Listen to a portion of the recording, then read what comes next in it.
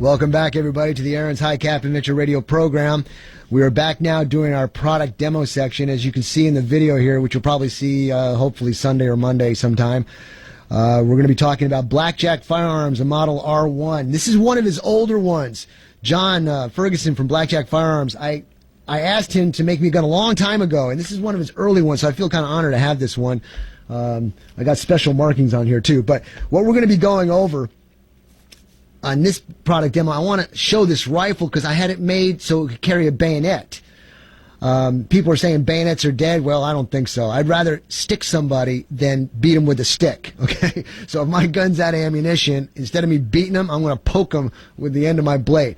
But there's problems out there because the military bayonet was made for a military rifle. So when a military rifle can be a little bit shorter than a civilian one. A civilian one has a 16-inch barrel. A military one, I believe, is a 14.5-inch barrel, and it's designed to carry the bayonet. And I've been reading a whole bunch of things and talking to people, and they say their bayonets don't fit or work. So we're going to talk about that. The first thing here, though, is let me describe this gun from John. He had it made for me. What's the first thing we do when we get a weapon, everybody? We check to make sure it's not loaded. So we're going to take the mag out of this gun and check. It's clear. I'm going to pull the bolt to the rear and check the chamber. And it's clear, and the weapon now is on safe. So the weapon is clear. And what I'm showing you, I'll give you a brief description of this gun. I had John make it for me with a 14.5-inch barrel instead of the standard 16 for us civilians, I guess. And then we had a flash hider put on it, a little different flash hider. I had a quad rail put on it with my bridge that goes across here because I like one long Picatinny rail all the way from front to back. I had John put on a saw grip. I personally like the saw grip. It fits my hand. The angle's right. And this particular one's made from Tapco. It's not a Magpul or anything, but it's just a Tapco saw grip. And we've got a little angled foregrip going on in the front here underneath the quad rail for a little bit more convenient grip so your wrist isn't torqued out. It kind of makes your wrist go in a more natural position. And then we have here a sling swivel adapter on the side so you can carry it across your chest with no problem. It's got a fixed front sight post, and we attached on here a military flip-up rear sight. So in case I do put an optic on here, I'll be able to co-witness like we've talked about so many other times before.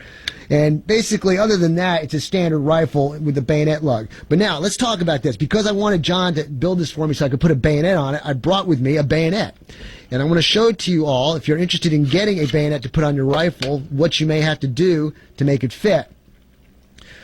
I had an argument with somebody one time, and they said, no, you can fit this bayonet on anything. Well, it's true, you can fit it on there, but it's not going to fit the way it's supposed to fit. And here's what's going on.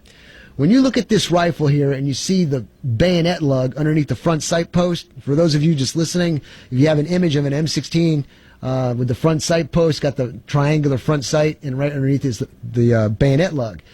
And then above that, right towards the muzzle of the gun, we have the flash hider. But now on the flash hider, they have a flat spot on either side, and that's where the wrench goes to torque it on. If you keep that in mind with what I'm about to show you now, I've got this one's this is a Chinese copy of one. I just did it for a quick reference. But here's the bayonet that the military uses, and there's the barrel ring. This is the ring that goes over the barrel. Now, if you have a 16-inch barrel and you go to lock it on your bayonet lug, what's going to happen is the barrel ring is going to be behind the flash hider, literally resting on the barrel, and it's going to rattle.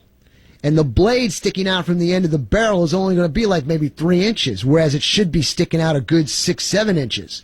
So what happens is the barrel length makes it's very important when it comes to relationship with the front sight. So let me clarify.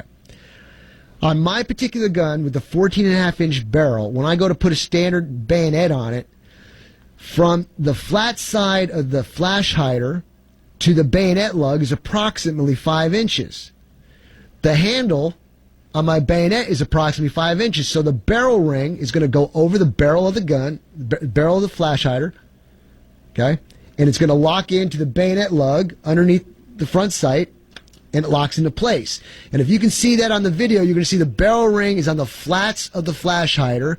The locking mechanism is on the bayonet lug, and the bayonet blade itself sticks out quite far. That's the way it's supposed to be. It doesn't rattle. It's on firm. Works great.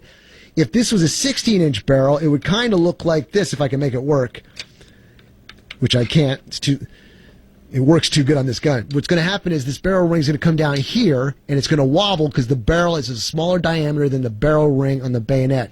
The barrel ring on the bayonet fits perfectly on the flash hider, so it's stable, it doesn't rattle, and it fits perfectly with the length of blade being maximized on your gun. Anything else is too short. So in reality, it doesn't matter if you've got a AR pistol, if you've got a 20-inch barrel, if you've got a 14-inch barrel, 16-inch barrel. The key thing is that the flat of the flash hider is approximately 5 inches from the bayonet lug.